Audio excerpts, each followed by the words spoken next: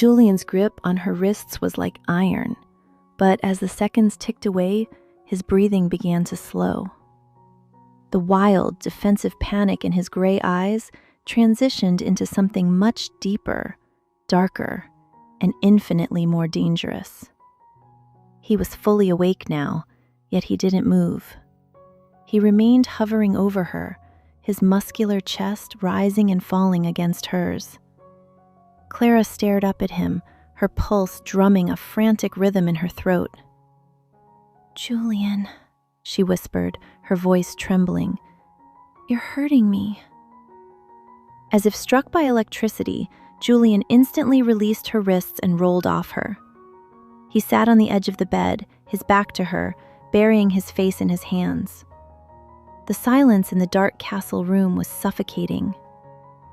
"I apologize," Julian said, his voice unusually raw, devoid of his usual corporate arrogance. "I didn't mean to. I don't usually lose control like that." Clara sat up slowly, rubbing her wrists. They weren't bruised, but the skin still tingled from his touch. She looked at his tense shoulders. For the first time, she didn't see a ruthless billionaire. She saw a man carrying a heavy, invisible weight. "What was the nightmare about?" Clara asked softly, breaking her own rule about keeping things strictly professional. Julian remained still for a long moment. She thought he would snap at her, tell her to mind her own business. Instead, he let out a low, bitter breath.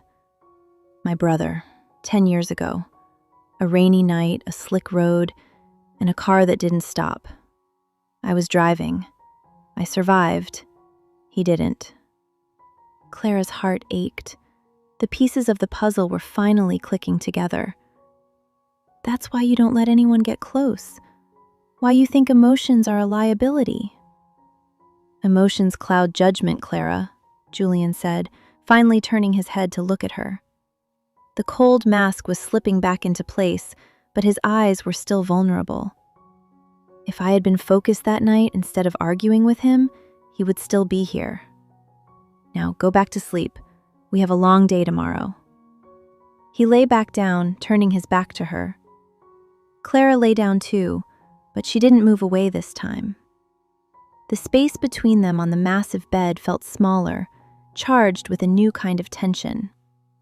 The next morning, the Sterling estate was buzzing with activity.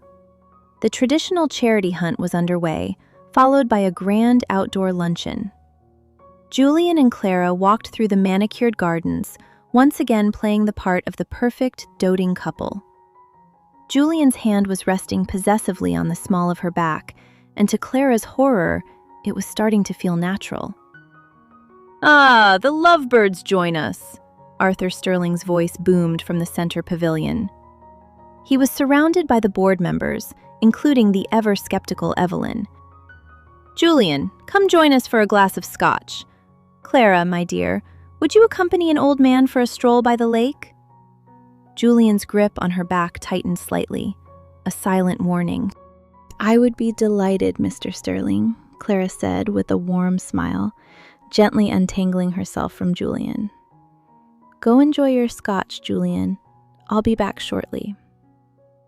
As Clara walked down the stone path beside Arthur, the old man leaned heavily on his cane, watching her sideways.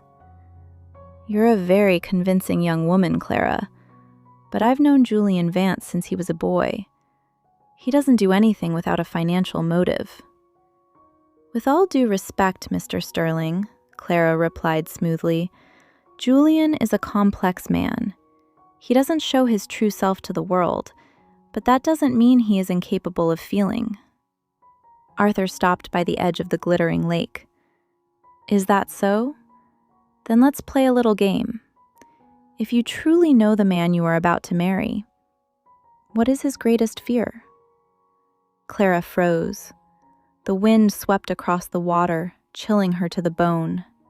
She thought back to the dark room, the ragged breathing, and the raw vulnerability in Julian's voice.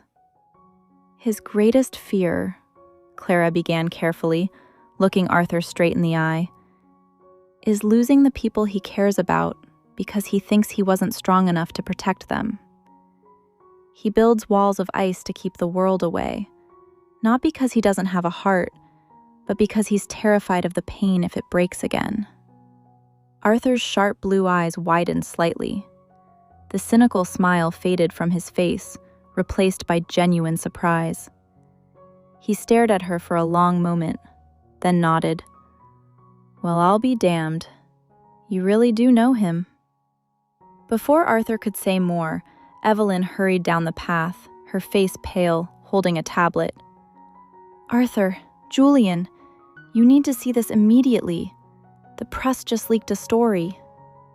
Julian arrived a second later, his face carved from marble once again, but his gray eyes were furious. He held up his phone, showing Clara the screen. The headline of a major tabloid read, "The Billionaire's Sham. Is Julian Vance's engagement just a multi-million-dollar PR stunt to secure the Sterling merger?" Below the headline was a blurry photograph of Clara's financial contract, specifically the section detailing the massive signing bonus and her mother's medical bills, signed by both Julian and Clara. The board members crowded around, murmuring in outrage.